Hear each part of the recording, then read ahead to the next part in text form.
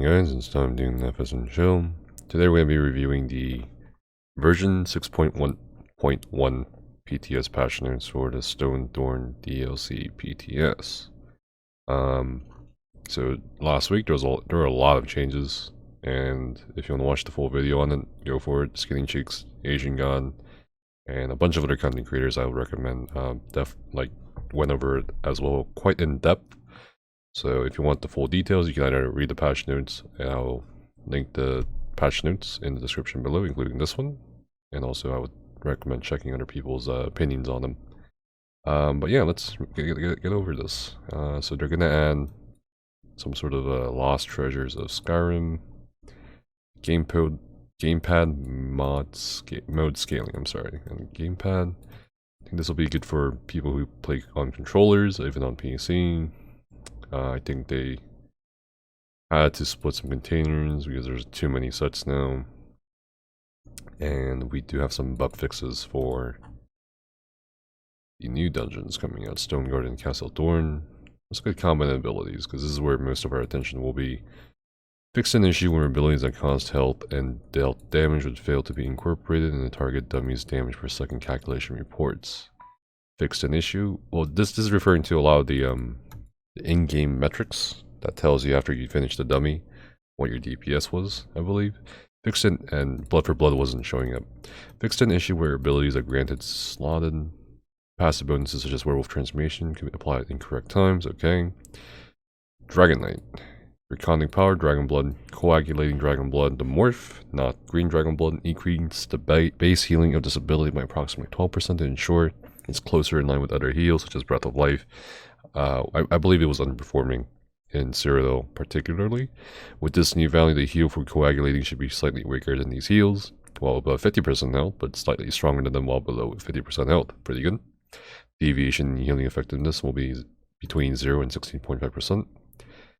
Fair change. Necromancer, Gravelord, Frozen Colossus. Fixed an issue where the damage from this ultimate could be dodged, despite being a player-sourced area of effect attack. PvP as well. Werewolf, attempting to ride a group mount while in Werewolf Transformation will now generate the proper error message. Okay, fair enough. Let's keep going. Crafted Sun, Streamer's Mantle and Draugr's Heritage. Fix an issue where these and sets knockback and secondary procs could desync from one another, happening at different time frames. Fixing would not also stun more than one target, right? So they fixed it. Newman Acolyte. Reduce the weapon and spell damage granted from this set's 5-piece bonus to 401, down from 481. A bit of a nerf there. This was done to make up for the fact that the resource cost increase penalty can be easily alleviated in group settings by having allies supply you with sets or synergies. Well, based on how popular the set was and how many people used it, fair enough, I suppose, to sort of tweak it a bit. But I feel like, I mean, you could say as well, you know, you can cover the cost increase with, I don't know, Breton or other cost reduction methods. I don't know. I mean, this is one of the reasons, but there's probably a few more reasons I could list. As for if you can use this in PvP next patch, I mean, I feel like there's going to be more better options for PvP next patch. For PvE, there's also going to be different options I'm pretty sure people are going to be looking at too. So all in all, I think this is sort of going to be on the back burner for a lot of people for next patch. Torog's Pact, reduced the bonus to enchantment potency down to 45%, down from 90%. Since this bonus can apply to both of your enchants. So, I'm pretty sure this was a typo / bug. They always intended to be 45%. Well, that's what was said to the class reps, and which we could tell you guys, hey, it's 45%. I said this in the last video. Dungeon and Arena sets Elemental Precision. I believe this is Elemental Catalyst, the debuff from it. Reduce the bonus critical damage taken from this set stacks to 5% per, down from 6% per. If this is all that they're going to do in regards to Elemental Catalyst, definitely expect to see Elemental Catalyst in a Ray Compositions itemization. You're probably going to put this on probably a Magic Necromancer DPS / or a healer even. And the way this works, you could get up to 18% crit damage, but now with this nerf, it's now 15% crit damage, which is like still, I mean, it's a really good set, DPS support wise. So definitely, I mean, if this is all it's gonna take in terms of the nerf, before next patch, then yeah, Elemental Catalyst is definitely in play now. It's gonna definitely potentially have DPS in raids, PvE raids, probably spec more for crit chance, like, you know, Thief over Shadow, so they can get the more crit damage and bonus damage out of Elemental Catalyst being utilized in group. So we'll keep an eye on this one for sure. Again, PTS isn't over yet. We got like 3 to 4 more weeks until Stonethorn DLC live. So I'm interested to see if they think, okay, 18% wasn't a lot, 15% kind of still a lot, which is, that's ridiculous still, but we'll see what they do. Spell Power Cure reduced the duration of the Major Courage granted from this set to 5 seconds down from 10 seconds, to reinforce the need to constantly heal your allies, getting them to full health and ensuring they stay topped up at all times. You're almost always constantly overhealing as a healer anyway, so the 10-second to 5-second duration nerf is not that huge. But at the same time, yeah, it does reinforce the play style, perhaps, and the situations required for the set to be constantly healing, getting them to full health, and ensuring they stay topped off to get that Major Courage. Unleash Terror adjusted the set to persist for 10 seconds, up from 5 seconds. Reduced the damage to ensure the DPS remains relatively the same while lowering the burst damage provided. Yeah, it was a ridiculous set. I mean, all you had to do was slap on Malakaz's Band of Brutality with Unleash Terror on the PTS and see people melt. I mean, it was just overperforming pretty hardcore. So, I mean, this is more than a fair change for PvP. Mythic items, Thrassian Stranglers, increase the duration of each stack to 10 minutes to make them essentially permanent while fixing some bugs with actual permanent stacks, okay? This set is currently undergoing some additional changes which are not yet complete. We plan to increase the maximum stack count from 20 to 50, allowing the set to stack up to a maximum of 2,000 weapon and spell damage, but with a 50% reduction in healing and shield efficiency and 50% increased damage taken. This should make the maximum power of this set unattainable to reach by multiple players in trial settings. At the moment, these stacks are also not being removed on death. Interesting. Okay, these changes and issues will be fixed in the future PTS patch. Okay, so they're saying the stacks not being removed on death is an issue that needs to be fixed. I think.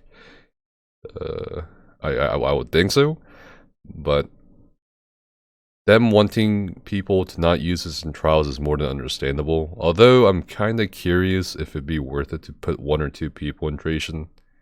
But 50% reduction in healing and 50% increased damage taken, plus the fact that it's a lot lower. I mean, definitely consideration. You can't obviously have everybody in Thrassian anymore in trials, but maybe you could consider still having just 1 or 2. Potentially, but I think Thrassian overall has definitely taken a hit compared to Greymoor Live. So it'd be interesting to see what players come up with for raids. But for 4-man content and solo VMA, probably still viable, probably still worth it in some cases. Not sure, we'll see. But again, there's like new sets coming out too. So again, we gotta keep that in mind. Oh, there's a developer comment for this. Let's see. This set was originally created to be a risk/reward set that inflicted you with such a high penalty that despite the power potential it offered, attaining it would be something you'd seldom want to keep. After monitoring much of the set's performance and metrics after Greymoor launch, we noticed the overall goal of people using the set was to set max stacks for as long as possible, and never really think about dumping. I mean, that's the whole point, right? That's the whole point of having Thrassian. That's the whole point of having anything. Like, okay? I don't know why they were surprised by this. The issues behind this stem from the fact it offered so much damage that even if their character did die, they'd rather try again than not try at all. Okay. During this PTS cycle, we found a much healthier maximum of the set that still offers a staggering amount of power if you can capitalize, but with even more aggressive penalties, so to hopefully reinforce a sense of looming dread when you try and reach the camp. Okay. Additionally, we saw this set being used by far too many players in trials, which led to an unhealthy balance between magic and stamina. That's an understatement. Could have told you that on Greenmore PTS, but okay. But I mean, there's other reasons why there's still a disparity between magic and stamina. And if that, I don't know, we'll see. We've rectified the latter by adding the addition of weapon damage. Kind of. But we still don't want this set being ran by A+ damage dealers. Fair enough. I mean, I agree. It's Thrassian Stranglers, the way it launched on live. One can't help but think it was more for selling the expansion than it was for gameplay. Because, again, I repeat this on stream. I repeat this in the patch notes review for the Stonethorn DLC the week 1. It's like, you just can't underestimate players. You just can't. Especially not in this game, or other games, and like I feel like anyone would have, most endgame players even said during Greenmore PTS, this is going to be insane. And guess what? What happened? Yeah, a lot of world records happened. Let's see, but it came with the trade-off that this set now introduced a new layer of difficulty, time, and stack management.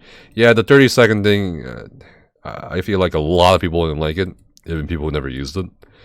It was simply too much for the set. Okay, fair. We've toned it back and increased the duration to 10 minutes. Okay, to remove some of the stress of needing to constantly live in battle and get kills. This change would have allowed us set to be ran again in trials with relative ease for non-progression groups, so we needed to find a new way to prevent it from being ran all over the place. Okay, so we'll be increasing it, and being with the penalties to 50%. I still feel like you can definitely get away with having 50% damage more taken, but we'll see.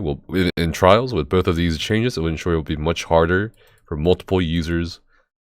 Yeah, like I said at the start, probably you can maybe consider putting 1 or 2 people in it, potentially. We'll see.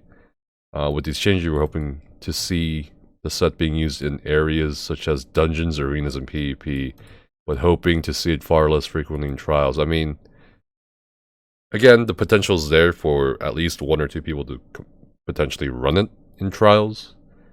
Not really, definitely succeeded in decreasing the number of durations being ran, but as for the frequency of seeing it in trial compositions or groups, we'll see once Stonethorn DLC goes live. As a closing note, we'll be monitoring our effectiveness of Kiss Curse, or risk versus reward sets, better in the future, and trying to make penalties that are hard to bypass in group settings to ensure we don't have another repeat of Thrassian's release. Good. I like it. I like this. I like the developer's note. Very detailed. I like it. And also, I mean, at least they admitted, like, hey, we fucked up. And that's great. I think this was both a learning experience for not just the players on what our potential is, but for the devs to also learn what the potential is for player base. So, great. PvP sourced meritorious service increased the armor gain from this set to 3,540, up from the incorrect 3,450. Okay. Ravager fixed an issue where the set did not activate off of armor reducing sources, such as crystal weapon. Trial sets, vestments of Olorime. So there's been a lot of discussion about Olorime versus Valpire Cure. Somerset came out in 2018, almost 3 years after the fact. They kind of weirdly, I don't know why, but weirdly, over-nerfed Olorime. So let's see what happens. Reduced the duration of the AoE, that grants major courage from this set and the perfected version to 5 seconds, down from 10 seconds. This is... oh, well, we'll see. Increase the duration of the major courage granted from touching the AoE to 20 seconds, up from 10 seconds. Okay, so on Greenmore Live or pre-Stonethorn DLC, the major courage you get now is 30 seconds. Once you touch, all you have to do is touch and leave the circle, you get major courage for 30 seconds. Then they over-nerfed the major courage duration from 30 seconds to 10 seconds. on week 1. Now, week 2, they're going to kind of tone it back and say, okay, 10 seconds was a bit too much. And it was a bit too much. I mean, this is great. I mean, anywhere between 20 and 30 seconds, I agree with. 20 seconds, great. With these adjustments, the set will now better reinforce the need to coordinate with your allies and quickly capitalize on the effect, but better reward you for doing so. So now the question remains, which is better now? Again, is it Spell Power Cure versus or Olorime? I think the way Olorime works now on Stonethorn DLC, I believe, is 6 people. Okay, there's 12 people. Let's just say, for the sake of simplicity, there's 10 people, right? Because there's 2 tanks, and both tanks are usually not in Olorime. 10 people, 1 healer with Olorime puts the Olorime circle down. 10 people, 8 DPS, 2 healers are in it. 6 of those 10 people will get it on the first second, then the 4 people on the next second, since it does 6 people per second at a time. For Spell Power Cure, you have to be overhealing, and of course it procs off of the minor lifesteal provided by Blood Altar. So, I would say right now, it might kind of lean towards Olorime a bit, just because you can also 1-bar Olorime, which is an added advantage due to Master's Resto Staff for healers. So it's like, at the moment, it's kind of hard to tell which will win out in specific situations, right?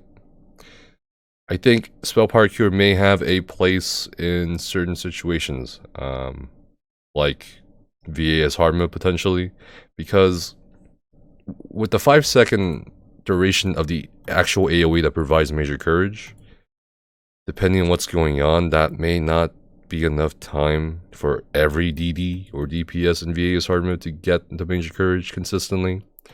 So this is going to be a pretty interesting change. Obviously, I can't test it yet until, you know, I can get a raid team together or something, or anyone can get a raid team together and test it.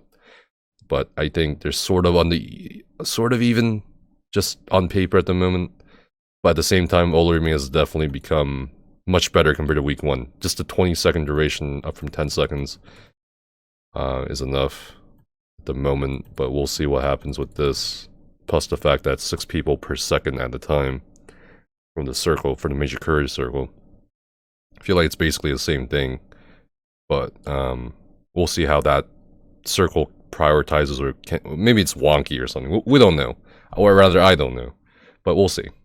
Item traits: Bloodthirsty, increase the bonus weapon spell damage this trait grants against targets to a maximum of 350 per trait, up from 250 per trait. This was to make up for the fact that the trait does not inherit percentage increases to these stats, such as Brutality or Sorcery. This is a good change. I mean, like, the week 1 Bloodthirsty kind of barely pulled out ahead of the Infused trait. Now it's like, okay, Bloodthirsty is still probably gonna be the thing to go with for most endgame groups, or higher end groups. But yeah, I mean, whatever, fair change. And I think that's pretty much it. I'm not really gonna go over the housing and stuff. And yeah, I guess let me know what you guys think about these changes so far. Surprisingly, well, no, I guess not surprisingly, but I feel like just because there's so many item set changes, it's kind of hard for them to, like, focus on every single one. I'm kind of curious what week 3 will hold, if there's going to be any more changes.